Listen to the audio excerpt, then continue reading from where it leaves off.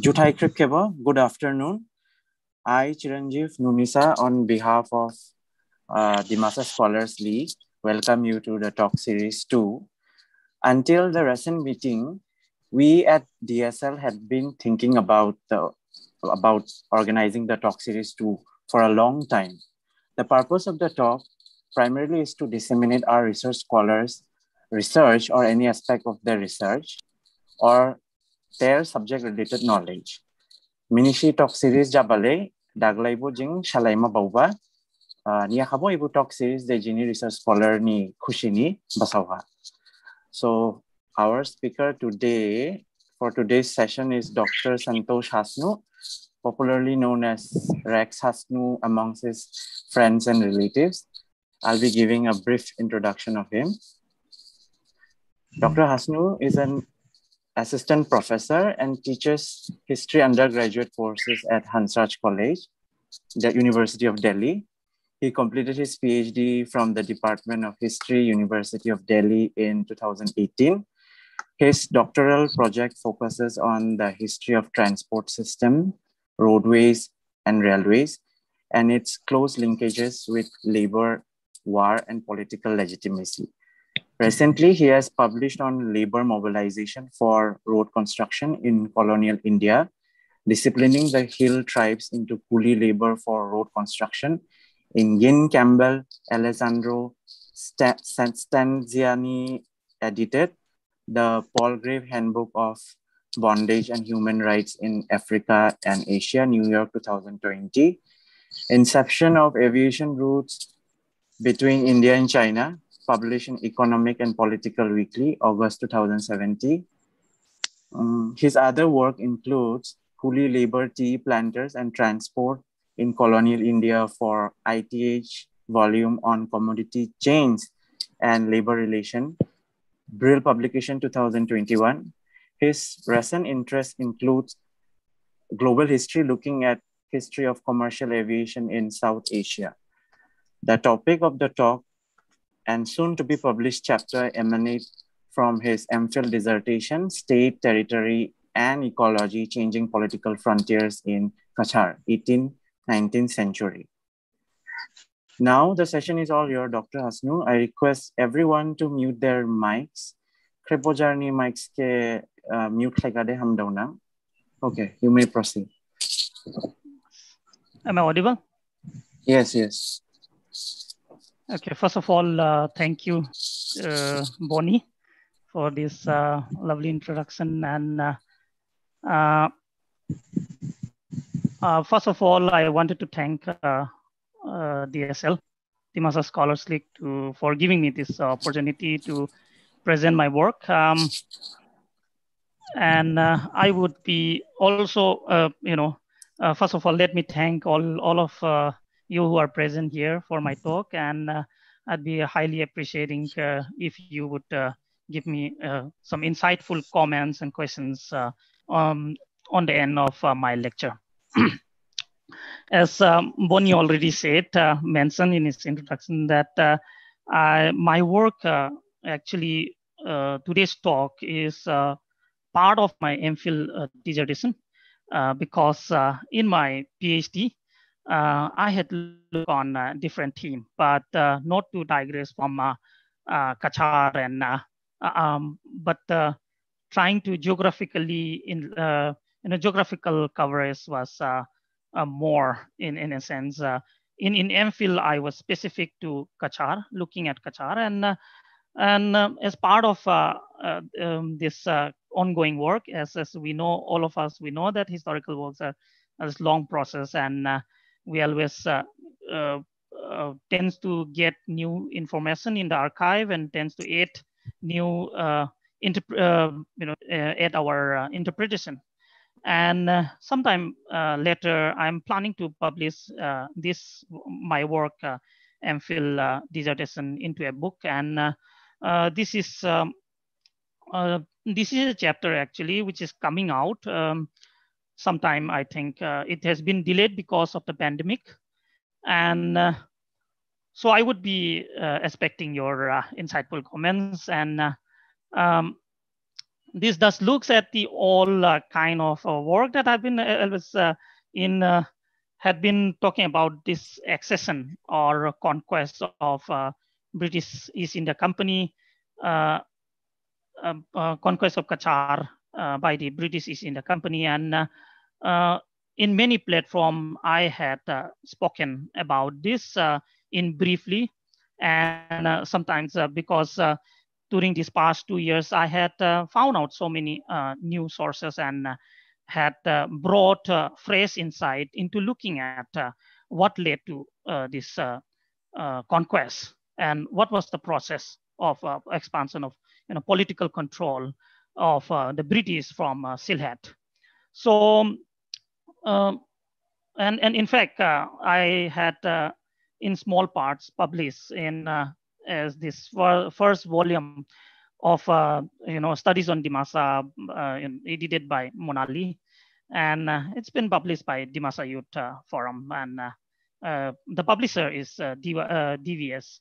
So there is a small piece, but this is an extended work of that small piece, and concerns a very comprehensive history of looking at the detailed process in which how uh, British occupied Cachar and provided what kind of legal instrument they, they provide or argue to legitimize their rule or conquest in 1832.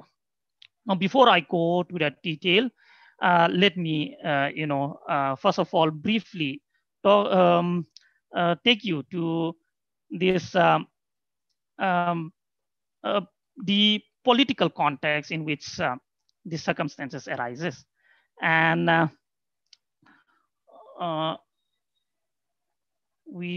just try to share this. So roughly, this is the my screen is visible no, to everyone. Yes, Bonnie. Yes, yes, it Yes, is yes, visible. yes, yes, yes. Okay.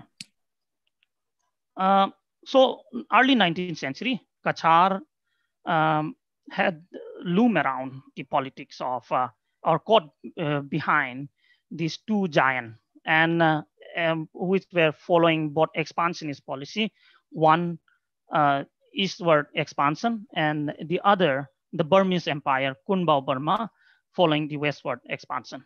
So Cachar was pushed between two, expanding a giant empire, and we see this context, pretext in which Cachar had in the 1820s, faced this kind of circumstances.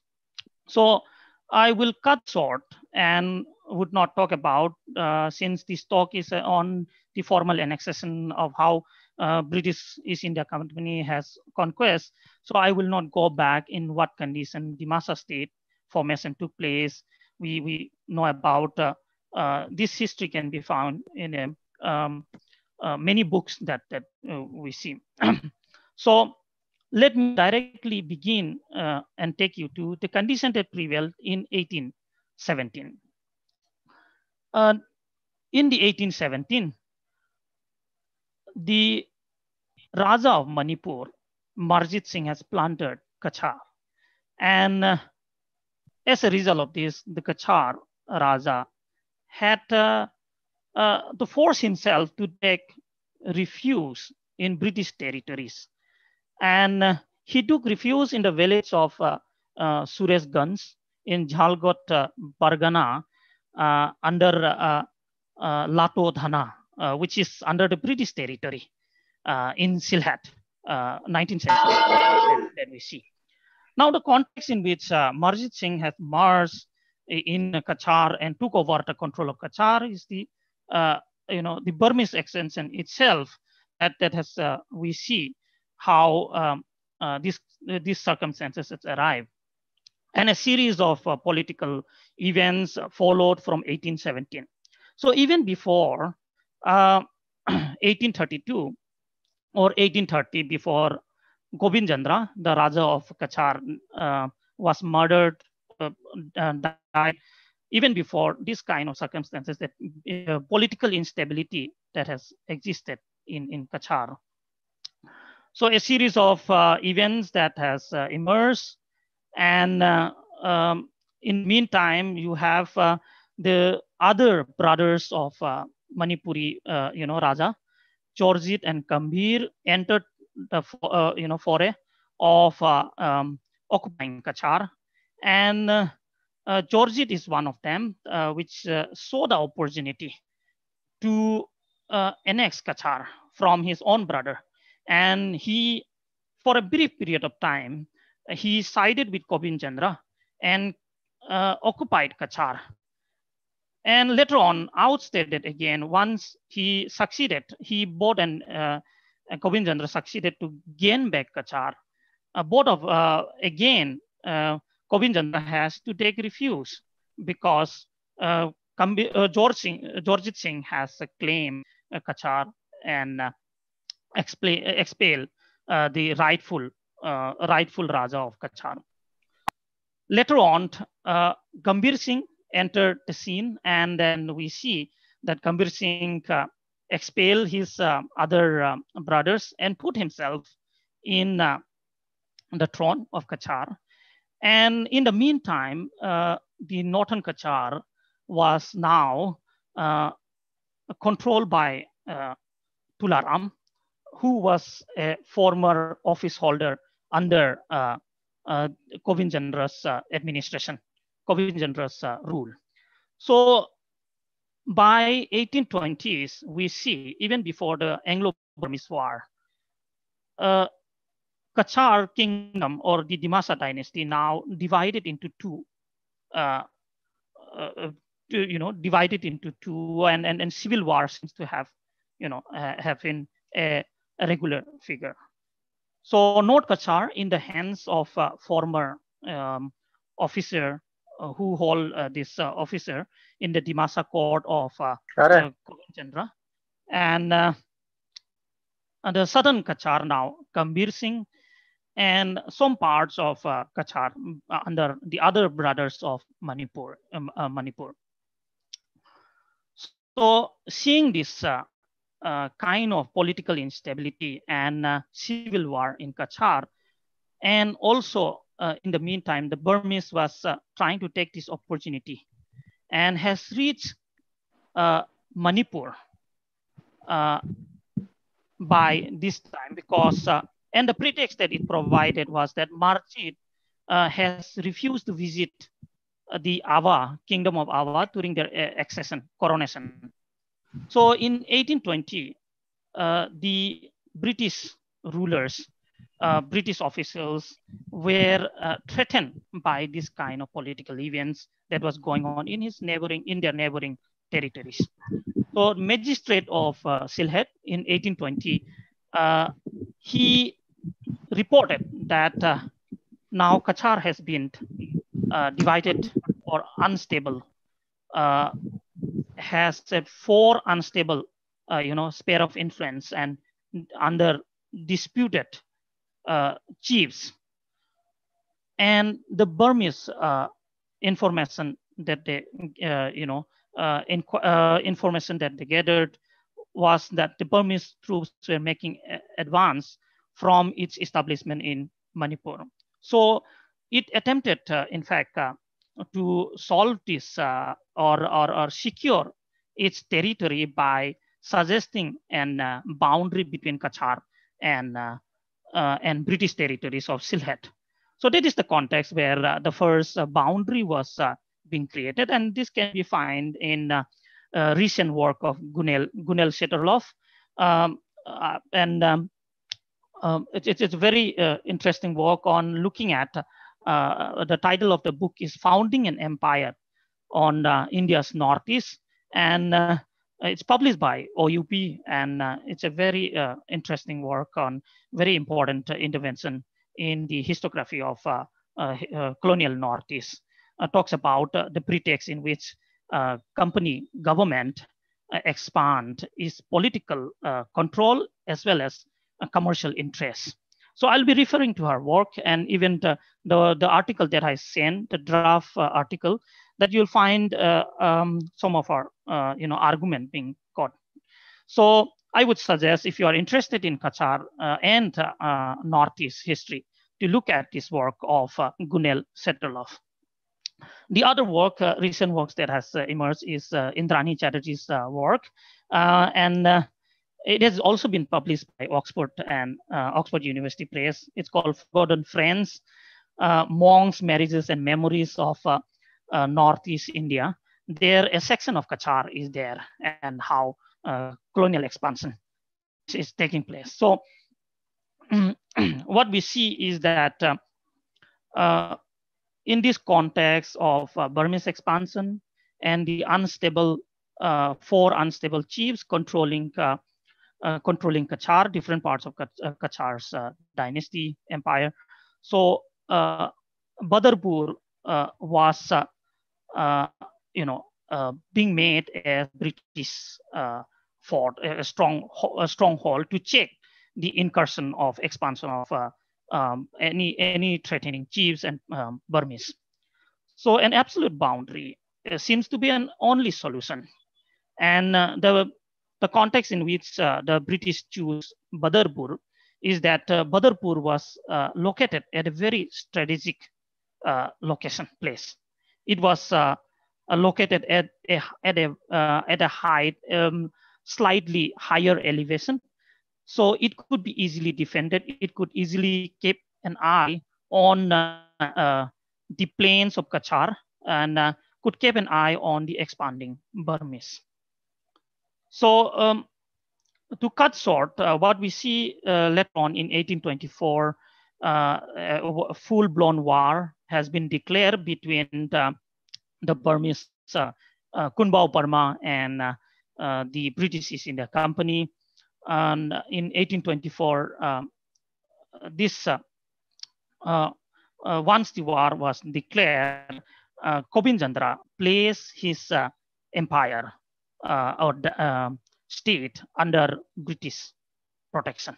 So Cachar became a protectorate, and a treaty was signed. And I will take you through those treaty. And this treaty provided a legal instrument for later on to legitimize in 1832 to occupy or to formally annex Cachar. So under this treaty, let me take you this. I'll come back to this this map. This is the treaty. I hope you can see my screen. So it has been signed in 6th of March, 1824 between Kobien Chandra and David Scott, the agent to the Governor General, East India Company government. And through this treaty, Raja Kobien Chandra put in charge of all the external affairs to the British East India Company. The external affairs were meant to be in charge of by the company. However, the jurisdiction of British court did not extend to Cachar by this treaty. So you'll find that since the British court did not, the jurisdiction did not extend, you'll find later in 1830 when Kobien Chandra died, all the claimants' petition was received by Sylhet Magistrate Office and the Commissioner Office. So the Magistrate of Sylhet was hearing the plea or petitions of the claimants to the throne of vacant Dimasa kingdom. So only the internal affairs of Cachar was given to Kobien Chandra, but in fact there was again a very important condition left. What Gunel was saying, one condition left a very a backdoor open for the company to interfere in the internal affairs of the government or meddle around in the domestic issue of Dimasa kingdom. And that was this agreement where you can see in this Article 2 that Raja, in the third line, Raja agrees to attend at all times to the advice offered for the welfare of his subject by the Governor General in Council, and agreeably dare to rectify any abuses that may arise in the administration of the affairs.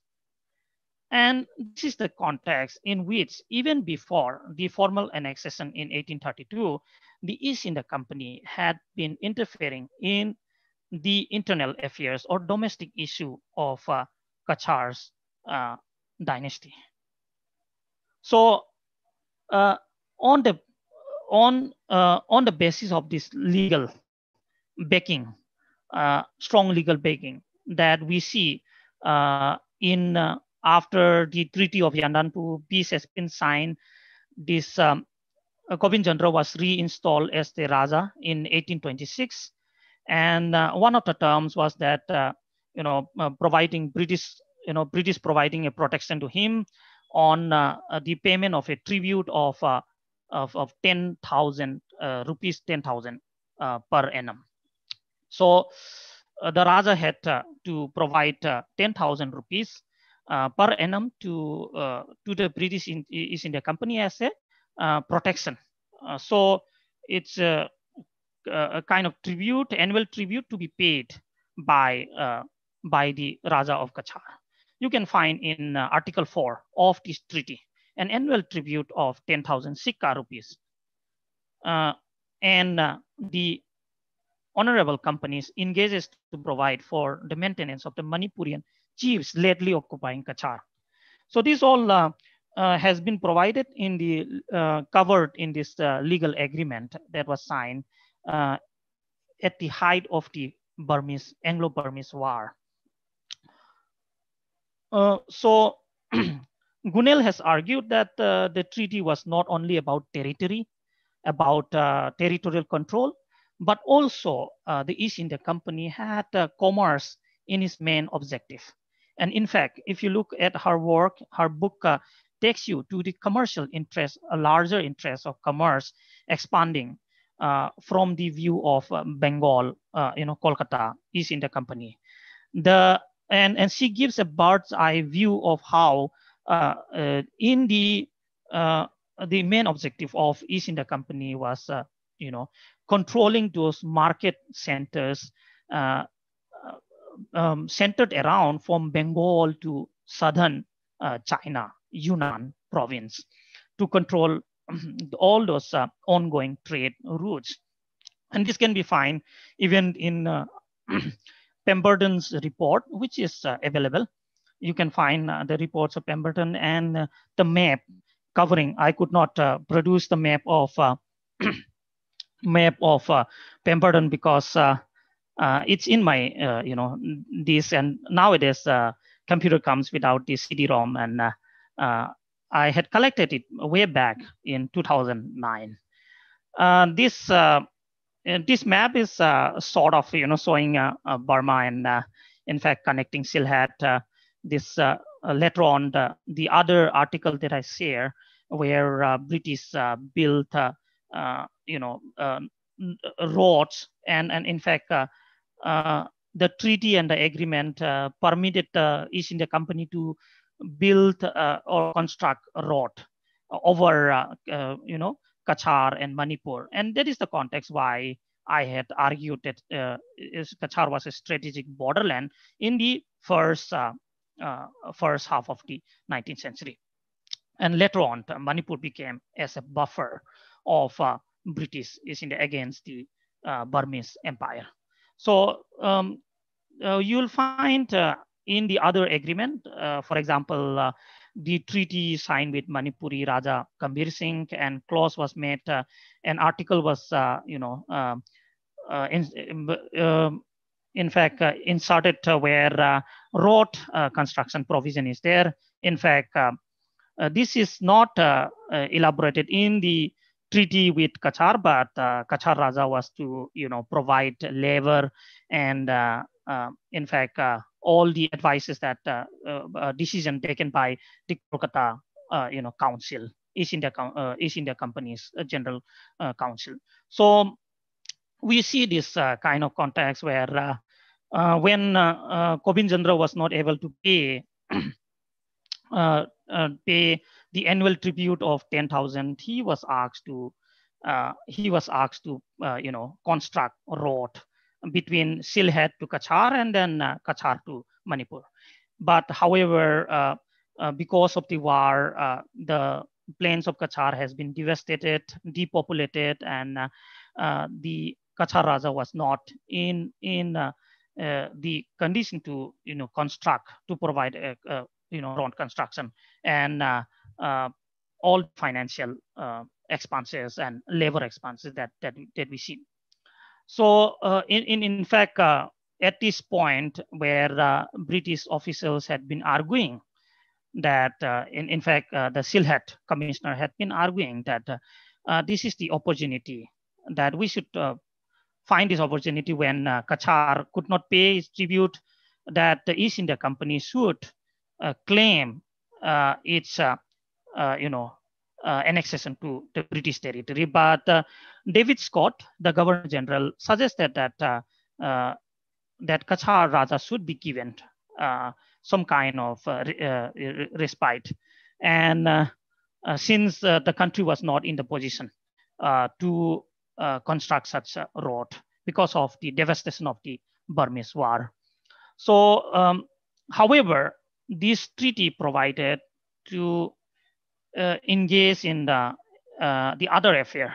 The British engages in the conflict between Tularama and Kobin Chandra. So when Tularama has challenged the authority of Kobin Chandra, and frequently,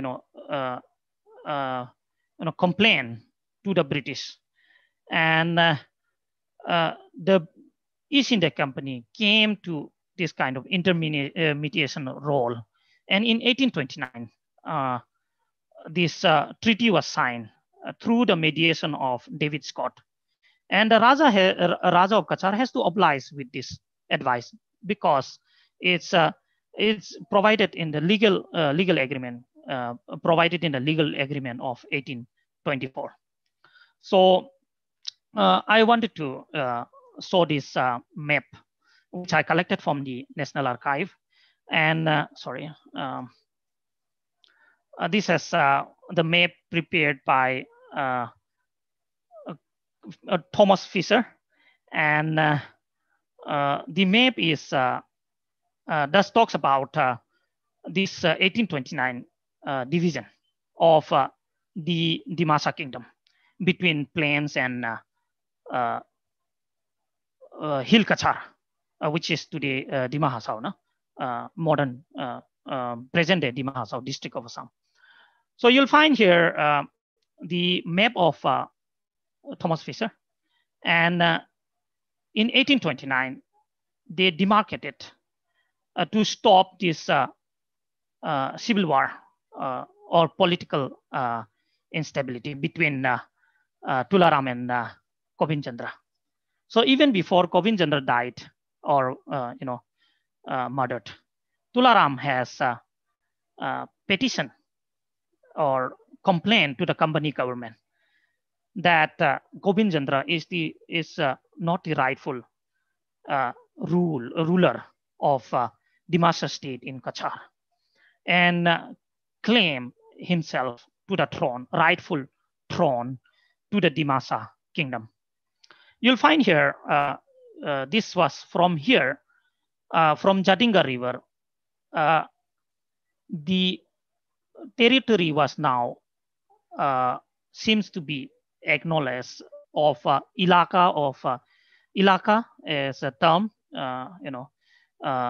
Hindustani term or Bengali term that you find ilaka of Tularama. Later maps of John Butler and other maps, you find the country of Tularama being mentioned. So and many of the later maps are based on Fisher's map, and Thomas Fisher is the first superintendent of Cachar, given in charge um, after the Burmese War.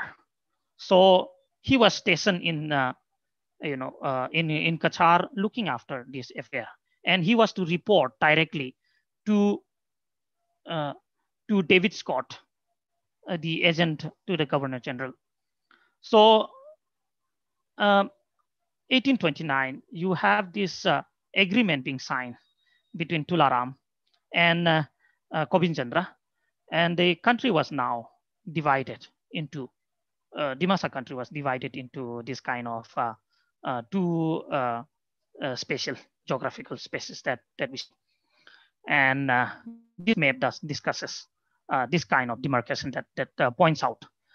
Um, and then in 1830, you already have you are aware of that Kobien Chandra was murdered on one night, and in fact, I would try to hear for your you know for just general information. This report by the police officer, Silhet Light Infantry, who was stationed just nearby Cachar. For since Kobien Chandra was provided as a protection, so some Silhet Light Infantry officers were posted, infantry battalion since from 1824 in and around Cachar and Badarpur or this post, fort of. So on the on one night of April 1830, it was reported that some Manipuri sepoys came inside the palace and which was located in Haritikar and blunder and murdered the Kachar Raja. So this is a report. Let me read out a brief report. This is directly coming from the archival and the police report that is kept preserved in the National Archives of India. On 25th April 1830, Adjutant General, and his name is Edgarden, from the Silhet Light Infantry, was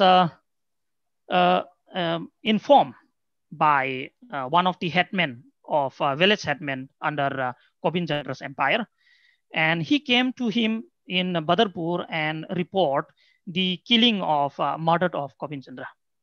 So I will try to read out a brief report. The headman belonging to Kobien Chandra, the Raja of Cachar, came to the left bank of the Barak River and informed me that the Raja and several men, besides a Nayak of the company government, had been murdered about 2 hours before daybreak in his palace. And the palace was also burned to the ground. On hearing this, I crossed the river and went ashore at Haritikar and saw about 20 or 30 pyres in the river cut. The body of Ramdhun, the Nayak, which was provided from by the company as a security since from the signing of the Treaty of Badarpur, 1824. So and he goes on. The report goes on to report about this incident about Raja's murdered. That a detailed report is there in National Archive, and even I can share if you are interested to read this police report. So a detailed report such as these: 3 fingers of the left hand was cut off. A little further on was the body of one of the Raja's people, which I pass on and proceeded to the Raja's dwelling place, means the Raja's palace, which where I found completely burned to the ground. Amongst the ashes were two bodies still in the palace. Two bodies were there, close together and half burned. And one of them were very stout. And he said this was the body of Raja Kobien Chandra. So this is an eyewitness account, police report investigation, where when company government was officials were reported, and um, and then report the other kind of bodies that has been found during this dreadful night of 24 April, and where the Raja has been murdered. And he finally report from he inquired about this incident. So he said, from inquiries from a man who was in the house at the time, this eyewitness account, at the time of the murder, who was present at the time of the murder, the informant informed him, uh, and who was narrowly escaping with his life, that about 4 o'clock in the morning, there was a cry of thieves close to the Raja's house, and that some of the Raja's sepoys, all Manipuris themselves, said, we are not thieves, but sepoys going to the round, taking a round of the Raja's palace. Remember that Raja has both Silheti Bengali forces in his empire and then Manipuri forces under him. So some of the Manipuri forces claim that sepoys claim that they were taking a round.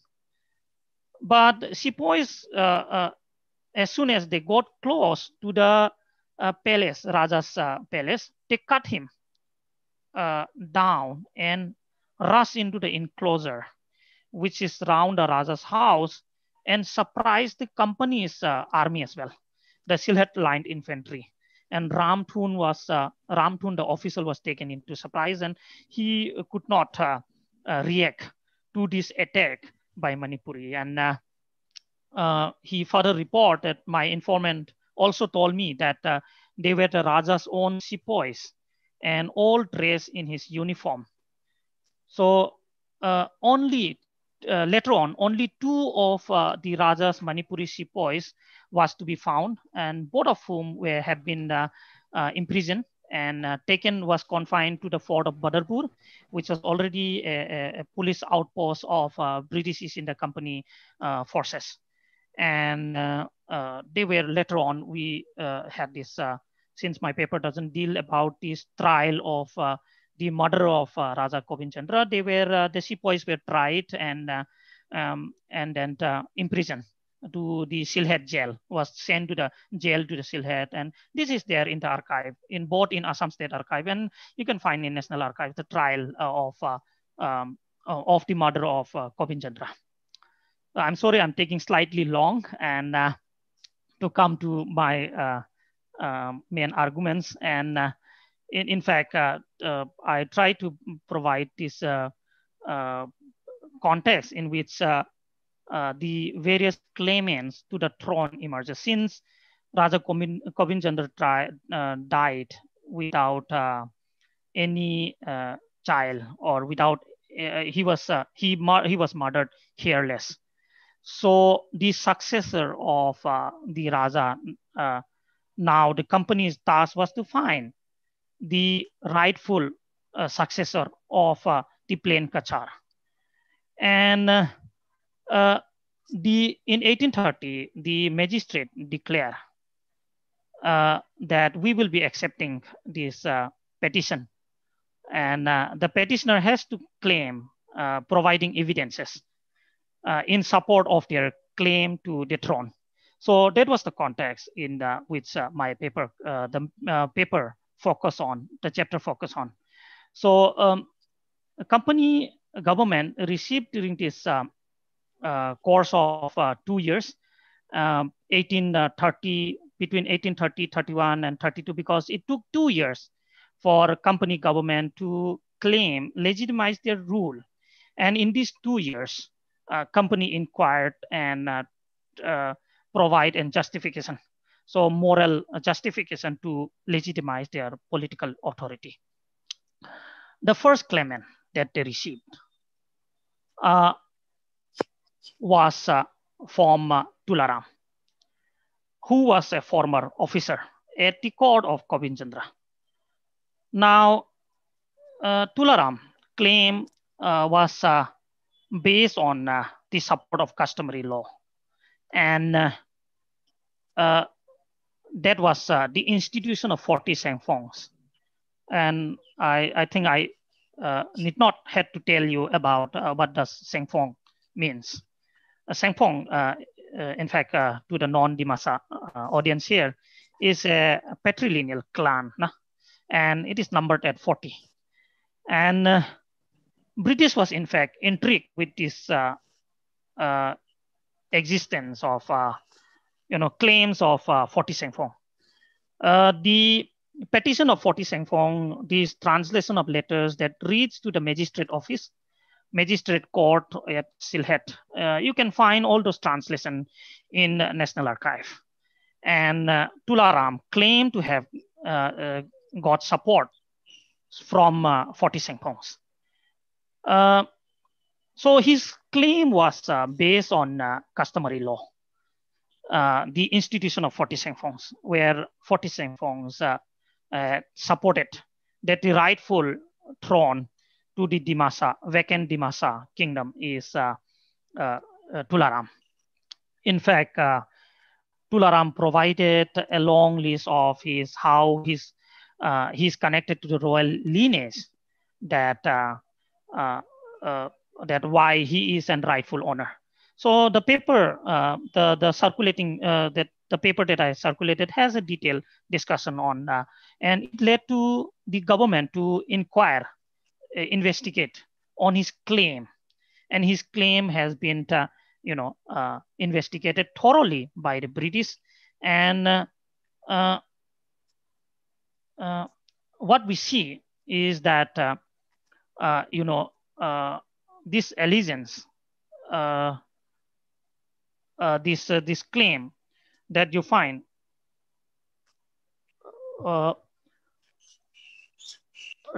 you can find in my paper this detail which in inquiries report, and then later on the company concluded, to cut short, that the company concluded that the allegiance to the customary law was divided between the plains Cachar and the hill Cachar, and it has split the country into two domains. So the paper discusses how the informants of in plain Cachar does denounce his claim, and remember him as a very lowly officer under Krishna Chandra and later on Kobien Chandra, and denounce his royal lineage by claiming that he was a son of a Manipuri slave girl.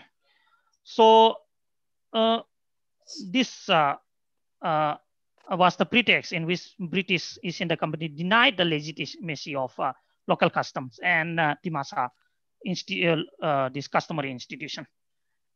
So finally, the authorities of this customary claim, customary law was not been clearly established. That is the argument that the British government provided. To quickly go to, I'm jumping to the claimant 2. And the claimant 2 itself was the widow of Kobien Chandra, Indra Prabha. And sometimes you'll find it has been spelled differently, Indra Burfa or Indra Prabha, to bring this consistency in the name that has been written by other scholars also, other historians. I had used this spelling, Indra Prabha. Indra Prabha's claim was based on the Hindu law of succession. And by Hindu law, I mean to say is the Bengali law of the Bengali law, which has been most influenced in Cachar. So her basis of her petition to claim the throne of Cachar was based on the law of inheritance, which has prevailed in Bengal. we have to remember that different law existed in parts of British India. And in Bengal, this particular law has been, by early 19th century, has been one founding, foundation for British, in the British courts, in the British, judicial, space that we see. And that law was known as Daya Bhaga Law. And this has been elaborated further on by Indrani Chatterjee in her new work. And Daya Bhaga law provides a context of the right to, um, inheritance by a widow. So under this law, a widow has inheritance rights in the joint family property in the absence of any male here. So this law has the Daya Bhaga law provided this context, and her whole basis was this kind of on the basis of the existing law that has been foundation in Bengal, Bengal courts in British courts. However, again, through this exhaustive inquiry in plain Cachars from the informants both provided information provided by both Dimasa and Bengali inhabitants of Cachar, the the British concluded that the claim of Indra Prabha was not supported by the family trees of Dimasa kingdom. And in fact, it was claimed that her marriage to Kobien Chandra was not legal because she was married to her elder brother, Krishna Chandra, and her marriage to the younger brother after Krishna Chandra died in 1813 was found by the inhabitants, both Bengali and Dimasa, to be unlawful and not on the basis of the Dimasa custom. So it was both not being supported by Dimasa custom and not agreeable to the Hindu law. So finally, the claimant, the British government, claim or term down the widow's claim that it was inconsistent both with the Hindu law and the custom of the country, which is Dimasa kingdom. However, she was later on compensated with a Jamindari land right. And I forgot to mention that even Tularama had been compensated with, Hill Cachar, Ilaka of Hill Cachar, given that the context that I was trying to talk about. The third claim was Gambir Singh. The magistrate office, Sylhet magistrate office, received a petition from Manipuri Raja. And in my article, I had talked about the context in which this Manipuri Raja had, from even before 1830, had an eye on Cachar. And there has been conflict even before Kobien Chandra had been murdered in 1830. So Gambir Singh petition also reached to the court, and however, it did not have any legal basis. The legal basis, there was no legal basis of his claim to the Dimasa throne. And the petition was, in fact, wholly based to become British revenue farmer. And he had offered British to, become a British revenue farmer for 20 years and to agree to pay 15,000 per annum per year to the British East India Company.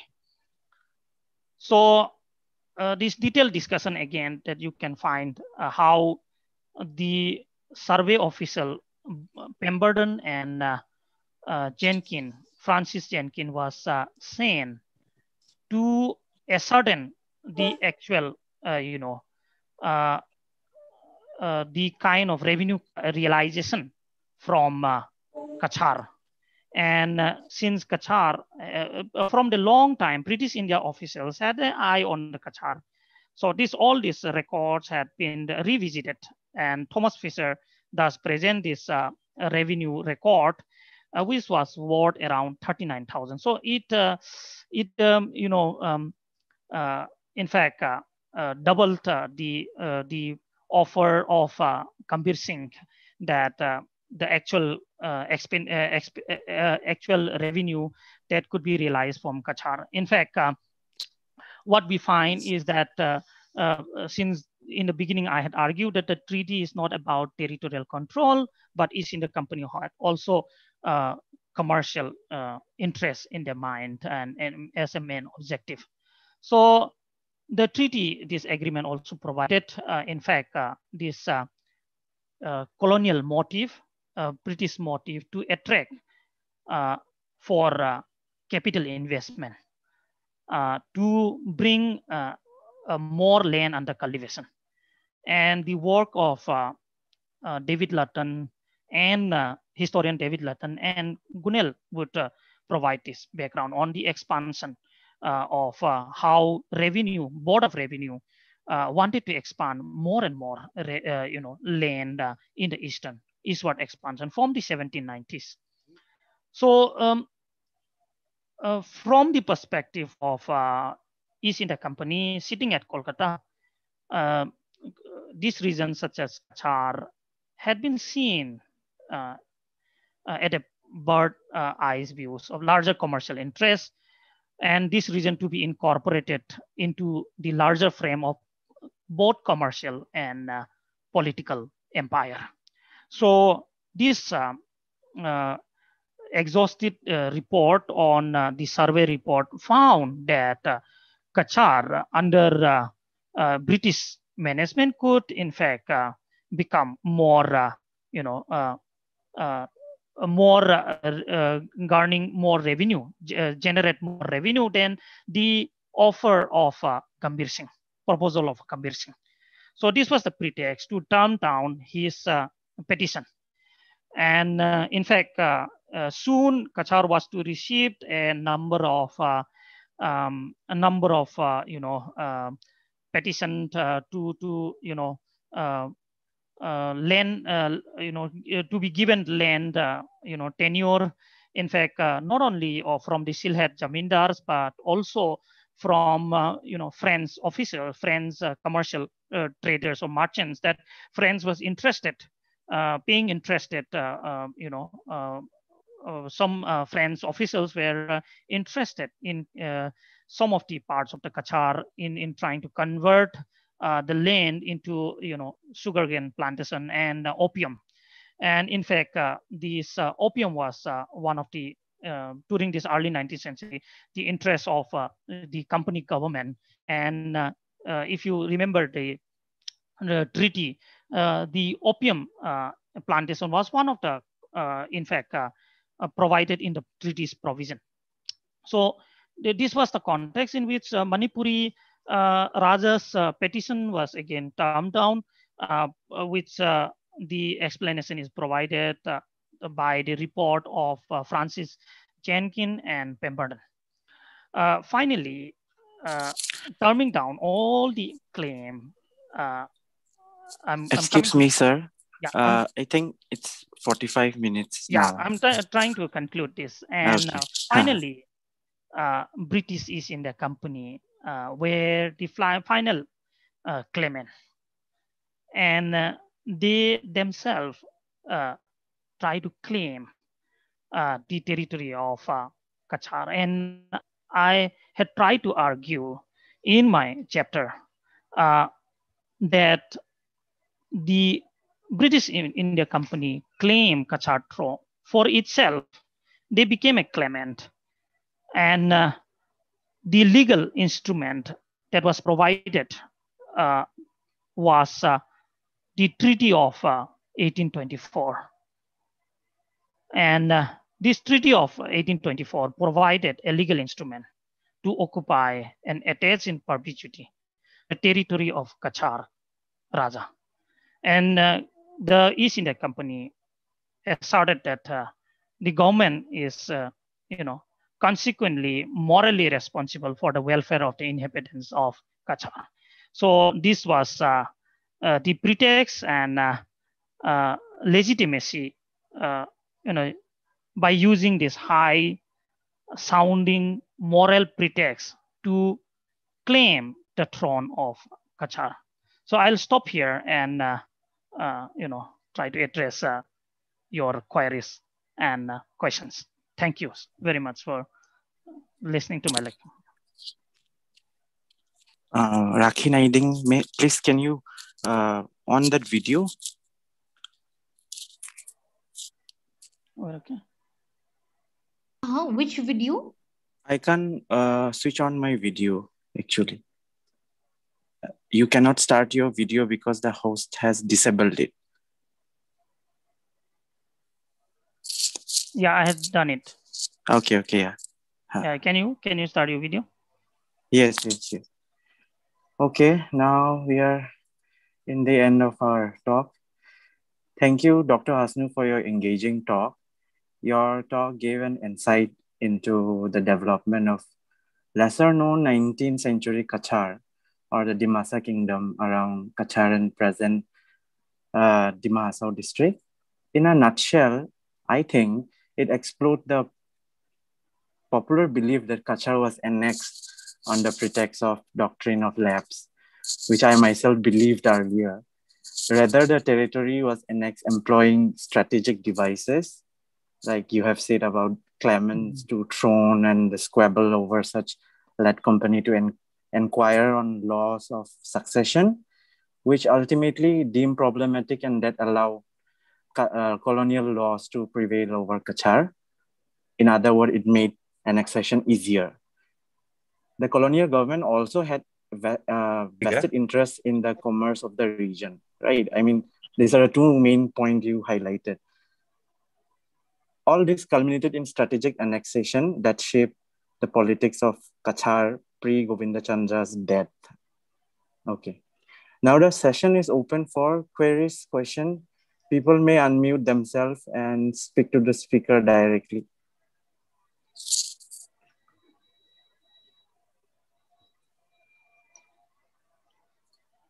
So we have comments. Shall I read out for you? Yeah, I think, yeah. Then I can respond.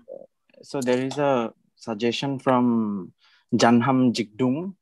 Okay. Hello, everyone. Respect, sir. So he's talking about, you should speak your lecture in Dimasa. I mean, some other day. Yeah, I think we had done it. I think last time in the Facebook, yes. No, I had been speaking in Dimasa. And Dr. Monali Longmailai has a comment. Excellent talk. Just a query: what measures could have saved the fall of the Dimasa kingdom? What measures? I mean, what could be the possible measures? I don't know whether it's a very tricky question. I mean, the historians usually can't answer what had not happened, but can be, just resorted to guess, mere guess. That's the thing. So I think historical evidences does bind us to not to, such kind of, we cannot just, what had not happened, in history, talk about.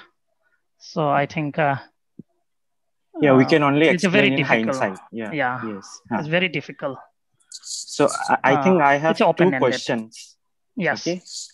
Before other could type, and I'll just ask two questions. They are related. Okay. So your work mainly drew on archival sources. Okay. Where do the oral tradition on Burmese war, the Dimasa oral tradition on Burmese war, the lamentation song, stand amidst formulation of the past, of this 19th century past? I'm aware of fanciful imagination that becomes oral tradition along the way, but the 19th century is not a distant past. there is still a scope to synchronize archival sources with oral tradition. What is your, view on this? This is first question. And the second question is, with regards to law of primogeniture, which is its detail is there in the document which I have sent in the chat. The archival source tell us that 40 clans elected the king from Hasuncha tribe, which is Hasnu clan. But that belies our oral tradition that the rulers were elected from 7 Shengpongs. What do you think about the credibility of this particular fact from archaeological source? You have mentioned Niladri Bhattacharya's argument that what gets recorded in archive goes through, some kind of regulation, and then it is tempered in favor of British, in favor of them. So what do you think about this law of primogeniture? If there was a 40 clans to assembly of 40 clans to elect the ruler only from Hasnu clan, then I think that clan was not required, right? I mean, that assembly was not required. I mean, Hasnu alone can, elect their own Raja. So these are the two questions. First thing is that I fully agree, to that oral history can be brought, oral sources can be brought to synchronize this existing research. And so there is an immense scope. And since I'm not expert in oral history, and anyone who wanted to do future research on Cachar, they can bring these evidences and cross-examine with archival sources to make it more richer, the kind of context in which to highlight more kind of evidences on 19th century that we see. So that is why I think historical research does tend to provide, because we follow a historical protocol, and those who are based on archival studies. In fact, I myself. So what kind of evidences which are recorded at that time are talking about? And you brought out Niladri's work also. So Niladri just hinted that we had to cross-examine because it's the colonial always wanted to interpret, and the interpretation had to be, somewhat kind of, always in the direction of trying to legitimize their own. So the arguments kind of, so we have to be very careful in looking at archival sources. So this is one training that at the academic level, as a historian, we are being taught at the research level. So what is driving us as an academic historian, as a professional historian? The protocol that is driving us is different from any kind of, I should say, any kind of story that we have. So it's a scientific discourse, I should say. And I'm not trying to term down the oral history, but and of lately we have found at community level different interpretation. But what is generating this kind of interpretation narratives is different, and the aim might be very different. Ours is to contribute to the historical pool of historical sources that we have, and that is why I try to argue that how the existence of this kind of institution that prevailed, 40 Sengfong, law of primogeniture, electing by electing Raja, was in fact challenged by the company government. And sometimes the informants of plain Cachar, the Dimasa living in the plains, the rival opponents, their argument is more highlighted in the archive because it served the purpose of colonial government. So sometimes they would say that, see, the informants, Bengali informants living under Kobien Chandra has, so it's like ridiculing the petition sent by 40 Sengkongs, the claim that were made, but it does not mean that the claim is kind of fake, the petition is there. And so we see that how 40 Sengkongs try to reassert their authority. But colonial, obviously we know the larger objective of colonial government. They wanted to achieve this legitimacy. And we see in archives, many of these, information inquiries were highlighted and used as a basis of their, argument to legitimize their political control. Yeah. So I think that is, I don't know whether I have answered your queries or not. Okay, we have another question from Kento Tani. How was the conquest of Cachar different from the annexation of hills region like Arunachal Pradesh or the Naga Hills? You can see on chat box as well. Okay. Yeah.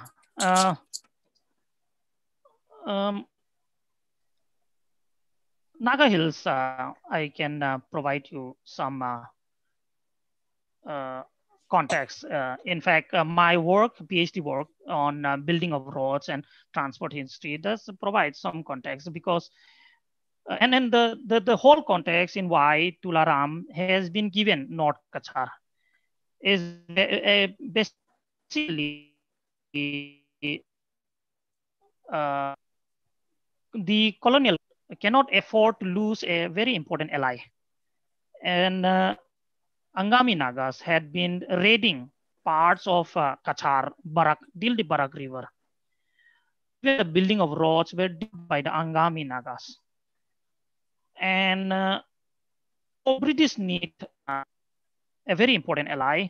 And what we see is that in due course of time, British expanded. And as a result of this, initially they would send a peace mission kind of to pacify the different chiefs of Nagas. First of all, the larger Angami tribes. And sometimes they would place Dimapur as a meeting point. And Angami chiefs would come down from today's Kohima district, and then there will be a long discussion. And I could understand that there would be a language difficulty, misinterpretation that thing that led to again the Angamis not respecting the territory of British territory. And later on, we have frequent raids being made in North Cachar, and in fact, many tea plantation. So it was putting pressure on the British investor, financial losses that British planters were facing. The same pretext that you find the Lusai chiefs were frequently attacking the Cachar plain.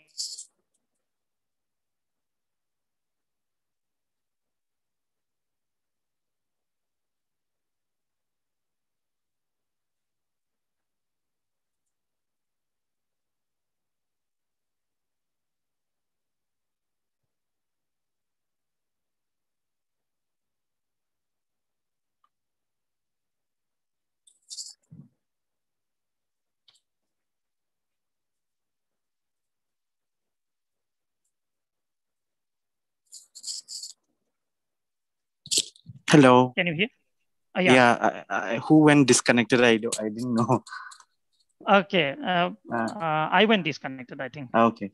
So you have this kind of context where Lusai Hills, first of all, military expedition went, and there is a whole lot of now new literature, historical literature that you can find. and even in the Naga Hills that you'll find later on. So this frequent incursion led to coming of the Anglo-Naga War in the 1870s, 80s, and the signing of treaty. So the pacification and the control of Kohima and Naga Hills, creation of Naga Hills in 1866, that led this kind of similar pattern that we see even in Khasi Hills and Naga Hills also. With regard to Arunachal, today's Arunachal has a very different context and very interesting to see, which is very different from rest of the Northeast. The British was unable to formally introduce administration. Their only indirect rule was established. In fact, today's conflict with China is partially because of this. The this kind of formal annexation. You have this new book by Berenice book, Shadow State. It provides a context to understand Arunachal history. Very important how in the late or first half of 20th century, both colonial government, British government and Chinese government expanded their influence over these Himalayas. So we know the context between Posa. Arunachali tribes has been, some of the tribes had been collecting Posa tax. Now Posa system is the British would interpret as a blackmail tax. It was a tax collected against the British. So different context in Arunachal. So Posa system was existing for a long time. My own work on Lohit Valley Road thus discusses and this context also.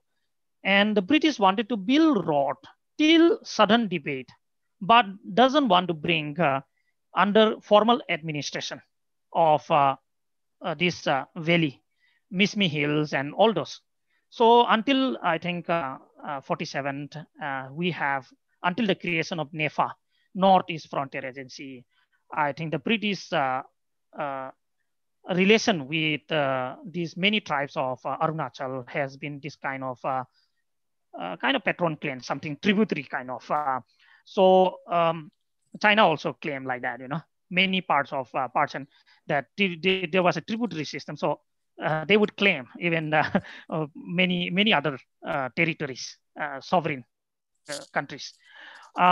So we see this kind of pattern that we see the district political officer from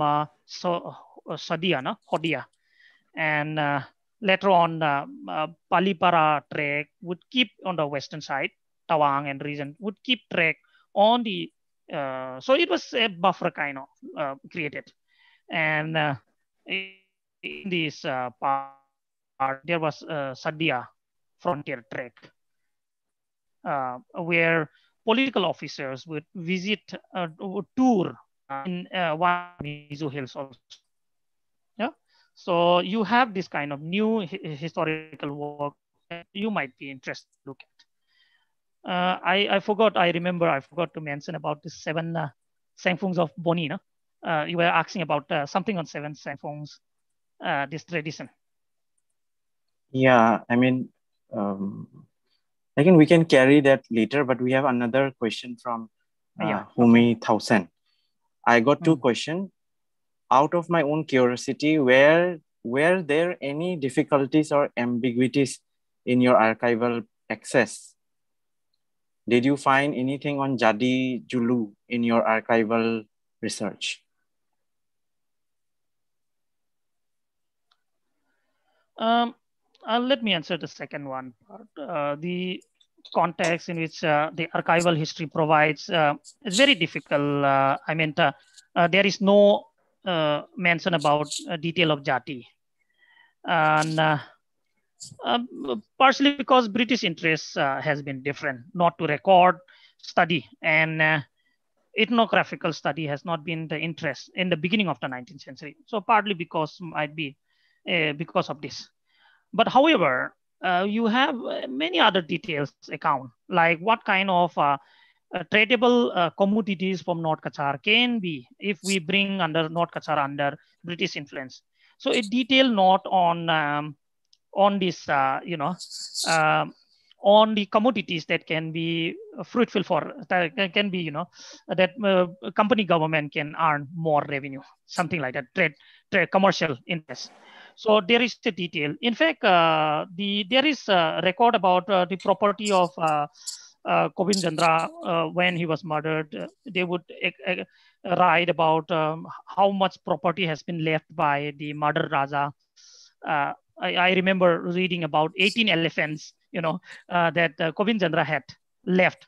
And as soon as the news of his murder came, the 18 elephants were ordered to be brought to, summit, to the Badarpur fort immediately. And those elephants were engaged in collecting log timber. And one of my chapter in MPhil, he looks at the ecological uh, frontier, expansion of ecological front, exploitation of natural resources by the British. And because of navigable rivers, this has been used. Timber has been cut from Chatinga Valley and North Cachar Hills. So this does again provides a very important topic for further research. So I think the young researcher can carry forward this topic also about ecological history, environmental history from 19th century. Immense scope is there. So we have details of many other things, minutely noting, but not of Jati, Jadi Julu, this thing. Ambiguities in that sense. Um, See, as a historian, while following historical protocol, we know that we are bound with these evidences of the time. So this is we follow this archival protocol, and so that's why historical research is open-ended, and we cannot say it's that is absolute truth. But what I'm claiming is the archival sources of the time reflect such and such events. So colonial state, while trying to formally establish the political control, use this pretext, legal instrument, because without trying to agitate the local population and claim this legitimacy. That comes out very clearly from the archives, archival study. And I said it's open-ended because tomorrow, any new researcher can add new resources if he finds something new to the edition.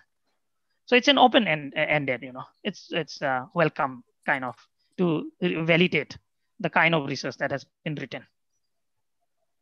Yeah, I think that has answered my question. My question was that in archival sources, the Raja was elected from the Hasnu clan, and the assembly of 40 clans elected it. And that was something recorded in archival source. But it contradicts the oral tradition, which says that there were 7 clans which, became the kings of the Cachar. So that was my question. So I mean, and partially you have answered it in with regards to Dr. Humi's question. Yeah, it's about one thing. Limitation of oral history is that we cannot ascertain the time period, but archival sources is the production of that period, is the production of that time. So space and time is mentioned. The person who is giving the report, the person who is providing the report, but we can't follow straightforward that such and such. We have to read between the lines to understand the logic, the mindset of the British ruler. So this is taught as a historical academic protocol, or this is in fact the politics of knowledge production, I think. So to follow this kind of protocol, this is the politics of knowledge, which I think which is not followed in a community level, I think, not open-minded, in fact, in the local discourse sometimes. And I suspect, this is just a suspicion, that the oral context in about 7 clan appointing had been coming out from the 1931 census, where Okay. the census officials has this small write-up on the hill North Cachar. There is in 1931, if you read, the census thus talks about uh, the the small, but it does not tell you from where he got this information from. But he says that there were 7 clans in the beginning of Dimasa rule in Dimapur, and I suspect that this was the context in which this has entered into oral realm, oral history realm, or local discourse. That I think that is the context that might be in due course of time generating multiple kind of narratives, and which is very different from the politics of knowledge protocol then, because they don't have to follow this. The community level, no, they don't have to follow this. But as a academician, as a historian, uh, But we should also be scientific. aware that, I mean, whatever was recorded then, it is also a oral tradition, right? That got translated into papers. Yeah, these are all, we need to contextualize, I think. Yeah. So anyway, we have comments and question as well. Okay, first question is from, okay. I want to know which year first time became, okay. She wants to know when Govinda Chandra became the Raja and how long he stayed in the throne. That's the first question. And then second is, what's the name of the parents of Raja Govinda Chandra? Okay. And the last question probably. My question from this one, Rakhi Naiding. My question is so it is clear that several mechanisms have been employed by the British East India Company and ultimately annexed Dimasa state and established Cachar as a protectorate. What about archival records of resistance? Archival record of resistance, if any, that you came across beside, of course, later Sambodhan Phonglo's resistance? Let me first yeah, answer you the may first read question. I think, yeah, Kobien Chandra, I think he became any historical text on Dimasa history, I think provides a good background to begin with this. So Kobien Chandra became, succeeded his brother, elder brother, after, I think right after they visited Banaras. In 1813, Krishna Chandra had died, and right after visiting Banaras, and Banaras they had gone. There's a long history of why they visited Banaras, also Hindu pilgrimage site, and he succeeded his elder brother. And there are so many books that can tell you about who these claimants of genealogy. And however, one also the thing is that colonial text Hunter provides a long list, and which is being reproduced by Edward Gade. But there is a suspicion that these lineages are manufactured, uh, not of the 18th century, but 18th century seems to be the historical correctness seems to be there, but the earlier genealogy seems to be manufactured one. The context in which this you have to understand that begin is that when the ruler wanted to legitimize through uh, draw a genealogy to become to claim Satriya claimants. And in the historical, any good history in the other context also subcontinent, that you'll find that rulers had tried to legitimize through claiming their lineage from Chandra Vansam and Surya Vamsam, Rajput rulers and all those Bengal rulers that trying to elevated status. You see the case of Shivaji also. And this kind of context that you'll find. So there is a very good historical work I should, uh, uh, you know, pay your attention to, Joli Khersa, uh, who is no more. She has written her MPhil dissertation, and the PDF is available. I can share. It's a very good to begin with history, Dimasa history, and Maibang, and historically grounded. And she has done MPhil from JNU.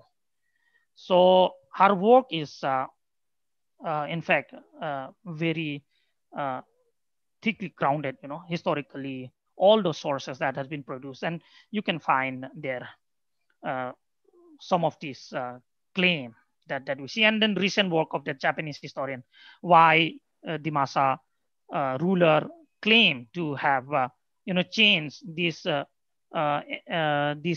genealogy. In Maibang, there is no use of Hidamba, and directly claiming from Hasengsa. And when you see a different pattern in plains of Cachar, now Hidimba for the first time began to be used, not only in Hidimba came to be used, and with the help of Bengali Brahmin. The Bengali Brahmin were given, gifts, donations, so it could be land grant and all those. And now there is a story about how 300 Bengali Brahmins were invited, by Krishna Chandra during this event of what we call, this drawing of genealogy that you have. So Joli Khersa's work is very interesting to look at, and the new Japanese historian's article. J. Unshin. Yes. Yeah, J. Unshin. A very detailed work, I think one should look at. And Raki's question, there are bits of archival sources on Sambudan's resistance.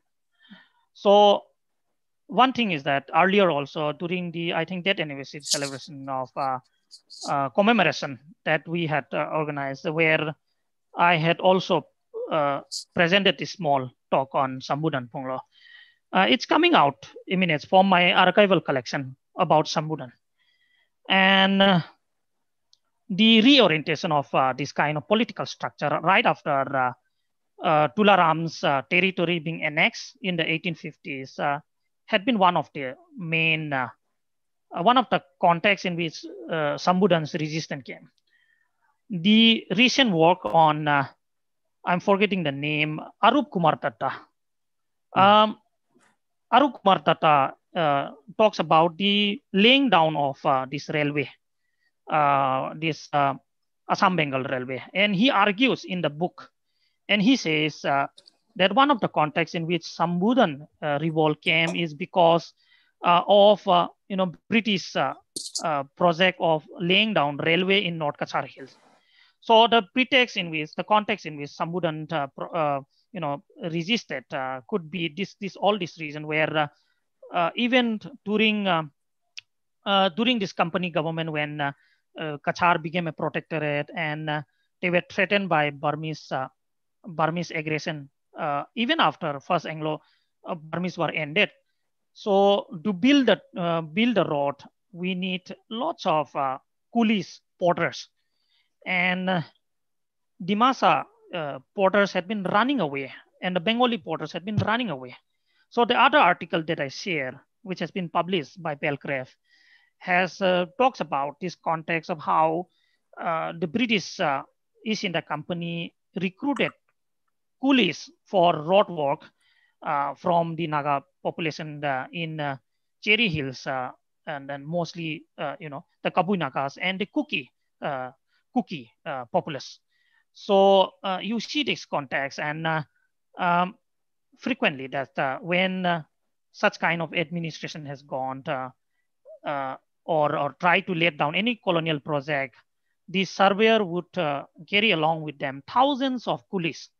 And this could have prompted Sambudan Punglo to start his resistance, or could have signaled him that colonial conquest of the hill region. and that's why he started his resistance by claiming to restore the erstwhile Dimasa kingdom. So and then you know there are various oral history regarding this. Okay, now So there are oh sorry. So the last question again yeah. from Dr. Ritu Thausen. Was the East India Company more apprehensive about the Burmese invasion, for which they had to make a radical revision of the Northeast frontier policy, including Cachar? Yes, particularly because Kunbao Burma, especially from this early 19th century, has been following a very expansionist policy. And the British was threatened that the French, who had been outstated recently by the uh, British government in India, who the French government, East India Company, which has lost their territory recently, had in fact carved out their strong influence in Burma, and it was suspected with the help of friends, with an alliance with the French, uh, Burmese would soon expand or reach to the very uh, you know uh, territory of Bengal, and in fact Kunbao Burma had a larger objective to reach to Bengal. In fact, so this has in fact this can be seen in Aragon also, how the Aragonese had been displaced. So it's like the, the the the historical precedents that you find of what how today the Rohingyas are displaced from the southern Burma, Myanmar, today's Myanmar. You see the same context in early 19th century. In fact, my chapter in PhD does bring in this angle where suspicion of the French helping aligning with the Burmese and uh, putting a stiff opposition to British rule in Bengal. So it does, I think, this kind of strategic concern save the policy towards northeast frontier, what we call as northeast frontier in the early 19th century. So see the context of Ahom, in fact, in fact, Gunel does argue that two routes, that the commercial interest that the East India Company had. One was the route through Cachar and through Manipur to connecting Burma and then China. And East India Company wanted to control all these trade routes. In fact, the work of Michael Cherney, who teaches in SOAS, has this, 18th century, how this vibrant, Manipuri Brahmins going to and fro to Burma, all those connections that we see, Kachar being highway, in fact, a highway, and Kobien Chandra had been collecting taxes and frequently in conflict with company officials even before the Burmese War. And the second route that Kunal talks about is through Upper Assam, through the Patai Hills, that could easily access to China, Chinese southern region. So things were traded. In her recent work, she does talks about this 1830s report of how English officials account his personal diary that he mentions when he travels towards Upper Burma, northern Burma. He finds that English handkerchief was a common commodity in the markets in the Burmese territories, and that signal the global the reach of the global capitalism as far as to southern China and Upper Burma and the northeast, Upper Assam. So obviously, I think I agree to this context, Okay, our talk is also streamed live on YouTube, and we have two comments from there and question as well. I think you may answer them very quickly and in brief. Just a moment, I lost that question. Yeah. So Aditya Ponglo writes, In oral history, it is said that Dimasa Kingdom have fought wars with Burma and Thailand. Is there any evidence on it? And the second question is, when was the capital at Dimapur established? So just these two questions, and this is the last two questions, and we'll be wrapping up I'll the quickly, session. Um, as far as I know, because company has been East India Company has been keeping track even from 18th century, and oral history. I'm not an authoritarian at oral history, and I had also mentioned about the limitation of oral history. But as far as archival sources is concerned, in the 18th century also, there seems to be no conflict with Burma. Because Manipuri state has been very strong. In fact, there are reports in 1762, Manipuri Raja Jai Singh has signed a treaty with East India Company. So these kind of instances you have clear evidences of, Burmese advance towards Manipur and Jai Singh trying to take help, and also company trying to look at. So as early as 1762, Manipuri treaty has been signed. Manipur ruler has been signed treaty with this kind of. So there is, as far as archival sources is concerned, from 18th century, I'm very sure that there has been no context in which Dimasa state had coming in conflict or with Burmese. It was only in the early 19th century, all this political turmoil, that political context that I had mentioned in my lecture, during my course of lecture. So all these kind thing that we see, Burmese reaching to the plains of Cachar and facing the East India Company.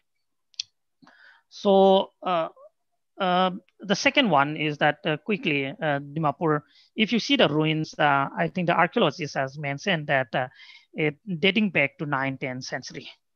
The ruins in Dimapur dates back to 9th, 10th century. So it's what historians call this period as early, medieval period. So very, very early.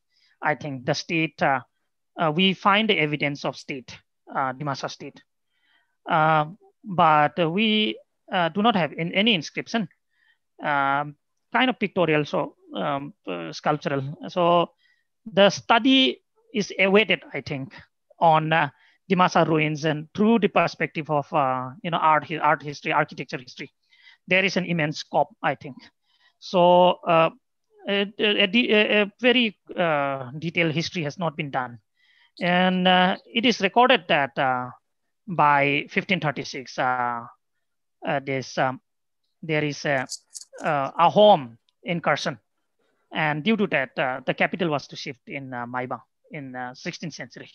So you see the long period from 9th century onwards that Dimapur had been the seat of the throne of Dimasa kingdom, and later on shifted. Yeah. Thank you. That would be our next topic on monuments and architecture of Dimasa kingdom. Now we shall wrap up the talk. Thank you, Dr. Hasnu, for sparing your Sunday and delivering an engaging talk on 19th century Dimasa state Cachar. I, on behalf of Dimasa Scholar League, thank all the participants for joining in with us. And also I thank people behind the screen, calibrating and handling technical stuff. Rakhi Naiding, Miss Rakhi Naiding, and Miss Sohitji Hasnu. Thank you. That's it. Thank you so much for having me, and for all those comments. Thank you all.